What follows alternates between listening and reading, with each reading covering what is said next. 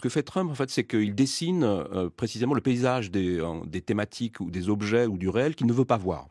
Et donc là, on est dans quelque part un exemple assez spectaculaire de production d'ignorance, c'est-à-dire qu'on dit cette dimension de la réalité, je ne veux pas la voir, je ne veux pas la connaître. Bon, il y a un mois, Trump signait des décrets qui annulaient les politiques en faveur du climat, qui mettaient fin aux programmes de diversité, d'équité et d'inclusion, et qui ont aussi fait sortir les États-Unis de l'OMS, l'Organisation mondiale de la santé. Au-delà de s'en prendre à ses fonctionnaires, Trump s'en prend aussi aux scientifiques, à la recherche, car la fin de ces politiques s'accompagne aussi de la suppression de très nombreuses données et de très nombreux travaux. Bonjour Michel Dubois. Bonjour. Vous êtes sociologue, directeur de recherche au CNRS, directeur du groupe d'études des méthodes de l'analyse sociologique de la Sorbonne.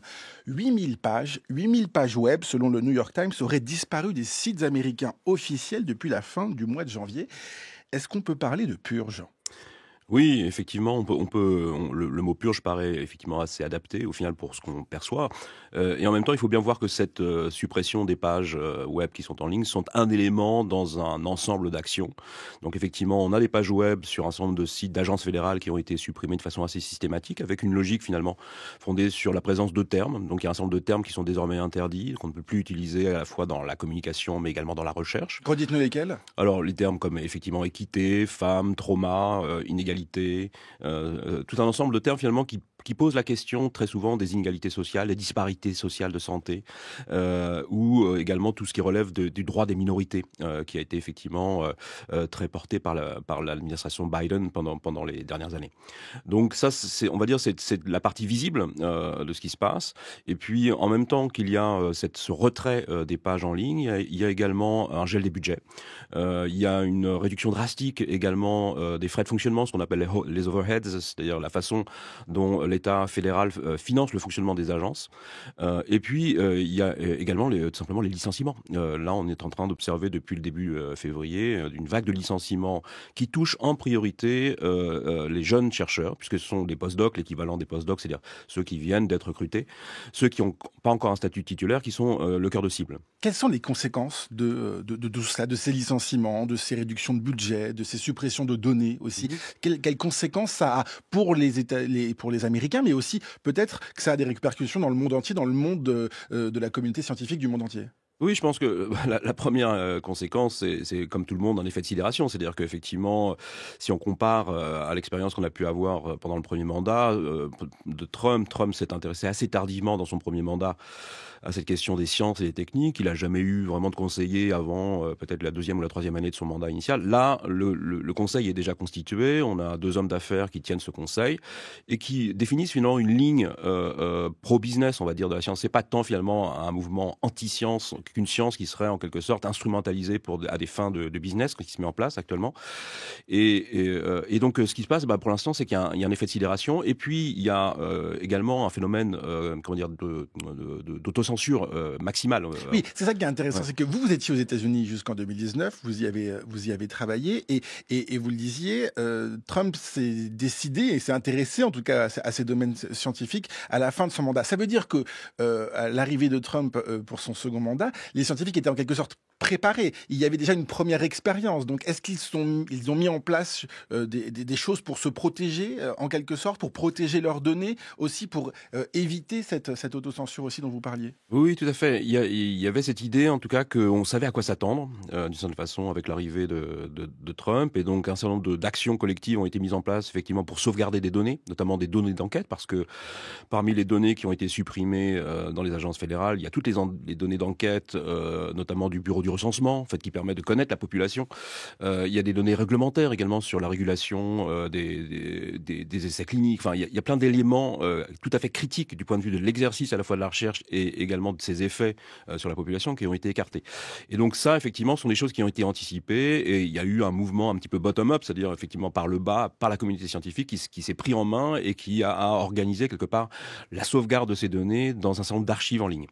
Donc ça, c'est une chose. Et puis l'autre chose, effectivement, finalement Biden, l'administration Biden a aussi anticipé ça, c'était ce retour de Trump, avec tout un ensemble de réformes de politique d'intégrité scientifique. L'ensemble des agences fédérales, finalement, ont dû rénover leur politique d'intégrité scientifique pour pouvoir se prémunir contre différentes formes d'interférence politique ou d'ingérence politique. Et c'est ce qui a été organisé tout au long de l'année 2024, de 2025. Et donc, ce qu'on voit aujourd'hui, c'est précisément ce ciblage des politiques d'intégrité scientifique par les partisans de Trump et Trump lui-même. Comment on fait face, Michel Dubois, à cette ingérence politique dont vous parlez, quand on n'a plus les moyens financiers de mener ces recherches, quand on n'a plus de collègues parce qu'il a été licencié dans le bureau d'à côté, et qu'on nous dit, bah voilà, sur cette âme-là, merci de ne pas travailler, en quelque sorte.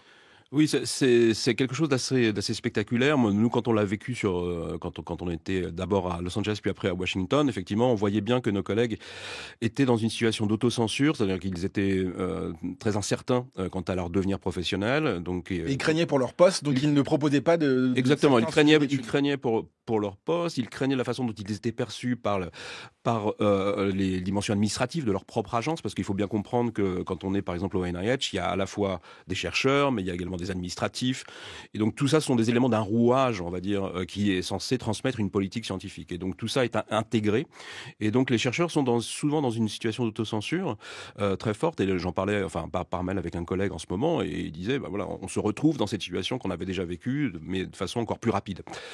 Et donc c'est vrai que ce qu'on peut faire aujourd'hui, c'est ça la question fondamentalement, c'est d'abord que les institutions européennes n'attendent pas comme ça la fin du mandat de Trump pour se réveiller, c'est-à-dire que c'est maintenant que ça se joue, et donc il faut se mobiliser à l'échelle européenne, parce que ça ne se joue pas simplement à l'échelle nationale. Ça veut dire quoi? Ça veut dire aider les chercheurs américains, les accueillir peut-être? Oui, c'est ça.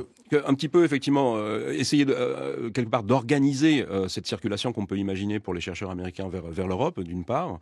Et puis, même si certains peuvent voir ça comme une opportunité, puis finalement pour faire une sorte de renversement du brain drain habituel, il faut aussi, c'est-à-dire le fait de faire venir les cerveaux vers l'Europe plutôt que d'aller vers les États-Unis. Donc là, ce qu'il faut aussi, c'est essayer de maintenir une présence sur place. Aux États-Unis, on a des labos communs, et donc ces labos communs sont très utiles parce qu'ils permettent de développer les collaborations, et quelque part les collègues américains aux États-Unis, en tout cas, voient en nous une possibilité pour parler d'autres sujets. Donc on est là un petit peu pour donner un petit peu d'oxygène dans ces collaborations. Michel Dubois, pour terminer, et peut-être pour être très concret, qu'est-ce que ça veut dire qu'il n'y ait plus de recherche sur certains types de sujets, qu'il y ait ces données qui aient disparu? Qu'est-ce que ça veut dire pour le concret, pour la vie au quotidien des Américains? Je ne sais pas si on prend, mais prenez peut-être un autre exemple, les politiques de santé, ou voilà, quel domaine ça touche pour les Américains? Oui. Ce qu'il faut comprendre, c'est qu'à travers ce retrait des pages web, mais également ces listes de mots-clés, ce que fait Trump, en fait, c'est qu'il dessine précisément le paysage des thématiques ou des objets ou du réel qu'il ne veut pas voir. Et donc là, on est dans quelque part un exemple assez spectaculaire de production d'ignorance, c'est-à-dire qu'on dit cette dimension de la réalité, je ne veux pas la voir, je ne veux pas la connaître. Et qu'est-ce qu'on ne veut pas voir et qu'est-ce qu'on ne veut pas connaître? Précisément tous ces éléments qui sont liés à des inégalités de santé, mais qui sont des inégalités sociales de santé, de discrimination. Donc ça, ce sont des éléments très forts. Également des dimensions qui peuvent limiter d'une façon ou d'une autre le business, et donc tout ce qui renvoie bien sûr au changement climatique, à l'action de l'homme par rapport à ses effets sur le climat. Et puis il y a plein d'autres dimensions qui sont très importantes. Effectivement, les politiques DEI, c'est-à-dire diversité, équité, inclusion, ont promu la présence de femmes, de minorités dans les organismes de recherche. Pourquoi? Parce que les questions qu'on pose sont pas les mêmes si on est une femme ou si on est un homme ou si on est dans une minorité. Et donc, pour donner un exemple sur quelque chose qui paraît peut-être très lointain, le génome, par exemple, les études de génome avec le génome de référence étaient basées essentiellement sur des génomes occidentaux. Mais pour faire de la médecine personnalisée, ça n'a strictement aucun sens. Il faut pouvoir avoir de la diversité dans les bases de données génomiques. Et ça, c'est un élément de ces politiques. C'est un retour en arrière, en un mot juste pour tout. Oui, effectivement, ça paraît à ce stade une jolie régression. Merci beaucoup Michel Dubois d'avoir été l'invité de la transition de la semaine. Vous écoutez Les Matins du samedi sur France Culture, il est 7h15.